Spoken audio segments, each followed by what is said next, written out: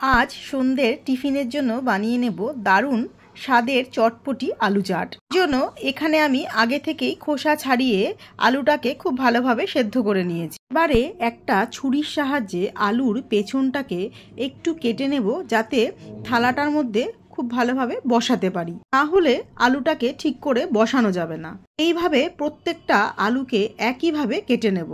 এবারে নিয়ে নিয়েছি একটা চামচ।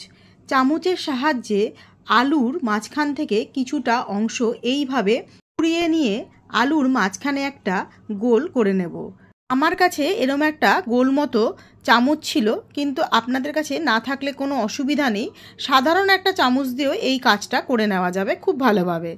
এই একই পদ্ধতিতে সবকটা আলুর গায়ে এই রকম একটা গোল আকার দিয়ে নেব।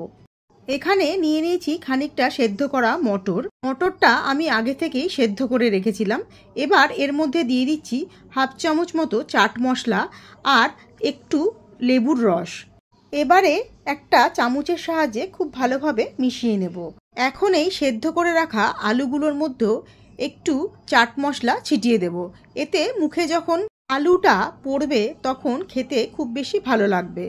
এখন সাজানোর পালা। এবার আলুটার মধ্যে দিয়ে দিচ্ছি সেদ্ধ করে রাখা মটরটা। একে একে সবকটা আলুর মধ্যেই মটরটাকে খুব ভালোভাবে ভরে দেব। এরপরে দিয়ে দেব কুচি করে রাখা পেঁয়াজ। পেঁয়াজটা দেওয়া হয়ে গেলে তার মধ্যে দিয়ে দেব একটা কাঁচা লঙ্কা, কিছুটা ধনে পাতা আর কিছুটা পুদিনা পাতা দিয়ে তৈরি করে রেখেছিলাম একটা গ্রিন চাটনি, সেটা। এখানে খুব বেশি ঝাল আমি ব্যবহার করিনি, কারণ এটা বাচ্চাদেরও খেতে খুবই ভালো লাগবে, তাই জন্য সামান্য ঝাল ব্যবহার করেছি। আর এবারে দিয়ে দিচ্ছি তেঁতুল আর আমসত্ত্ব দিয়ে একটা চাটনি তৈরি করে রেখেছিলাম, সেটা। এখন ব্যবহার করছি টক দই। টক দইতে সামান্য নুন আর একটু চিনি দিয়ে টক দইটাকে আগে থেকে ফেটিয়ে রেখেছিলাম।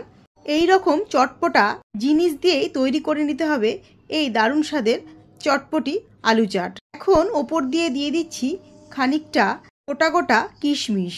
এবার আবারও কিছুটা মটর দিয়ে দেব। এখানে চাইলে বাদামও ব্যবহার করা যেতে পারে, আমার কাছে ছিল না তাই আমি ব্যবহার করতে পারিনি। আপনারা চাইলে বাদামটাও ব্যবহার করতে পারেন, তাতে আরও বেশি ভালো হবে খেতে। মটরটা দেওয়া হয়ে গেলে আমি আবারও চাটনিগুলো দ্বিতীয়বার করে রিপিট করেছি। সবকটা উপকরণ দেওয়া হয়ে যাওয়ার পর ওপর থেকে ছড়িয়ে দেব কিছুটা ঝুরি ভাজা। ওপর দিয়ে সামান্য দিয়ে দিয়েছিলাম ভাজা মশলা, মৌরি, জিরে আর ধনে। সে একটু টেলে নিয়ে গুঁড়ো করে তারপরে ব্যবহার করেছিলাম। ক্যামেরাটা অফ থাকার কারণে দেখাতে পারিনি, তার জন্য দুঃখিত।